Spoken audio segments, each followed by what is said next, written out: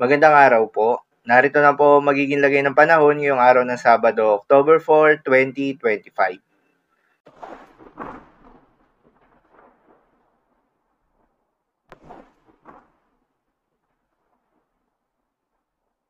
Sa kasalukuyan at ayon sa Pag-asa, si Bagyong Paulo nga ay nakalabas na ng Philippine Area of Responsibility at kumikilos na patungo ng Southern China habang napanatili nito yung kanyang lakas.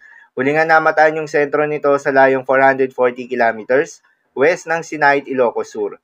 Taglay ang lakas ng hangin na umaabot sa 110 kilometers per hour malapit sa gitna at pagbugso na umaabot sa 135 kilometers per hour. Kumikilos pa northwestward sa bilis na 20 kilometers per hour. Dahil sa paglayo ni Bagyong Paulo sa ating kalupaan, sa ngayon ay wala nang nakataas na tropical cyclone wind signal number sa anumang bahagi ng ating bansa.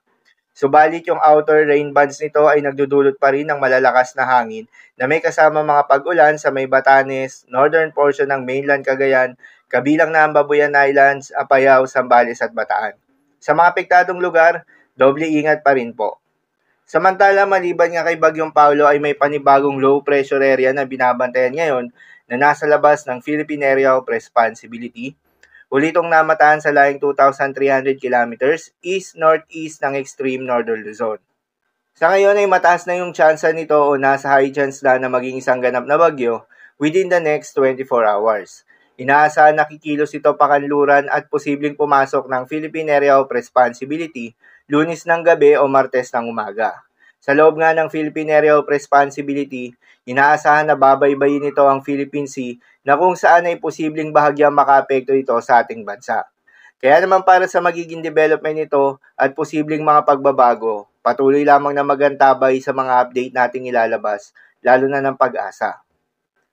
Para naman sa magiging lagay ng panahon ngayong araw ng Sabado, dahil nga sa epekto nitong trough or extension nitong si Bagyong Paulo, asahan sa Metro Manila, Ilocos Region, Cordillera Administrative Region, Central Luzon, Cavite, Batangas at Occidental Mindoro ang maulap na kalangitan na may kalat-kalat na mga pagulan at thunderstorms. Posible ang mga pagbaha o pagguho ng lupa. Due to moderate to at times heavy rains. Habang sa nalalabing bahagi pa ng ating bansa ay asahan naman yung bahagya maulap hanggang sa maulap na kalangitan na may kalat-kalat na mga pagulan o thunderstorms na dulot naman ng mga localized thunderstorms. Posible rin na mga pagbaha o pagguho ng lupa during severe thunderstorms. Madalas, nabobo ang mga thunderstorms na ito tuwing hapon o gabi na nagtatagal ng 1 hanggang 2 oras. Kaya naman ingat sa mga posibleng banta ng pagbaha at pagguho ng lupa, lalong-lalo na sa mga lugar na inuulan na noong mga nakaraang araw pa. Para naman sa magiging lagay ng mga dagat baybayin, ayon sa Pag-asa ay wala na tayong nakataas na gale warning sa anumang seaboards ng ating bansa.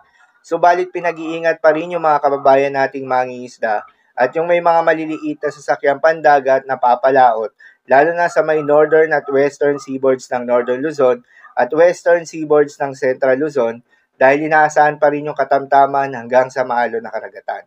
So, lamang po para sa lagay ng panahon ngayong araw ng Sabado. Keep safe, everyone.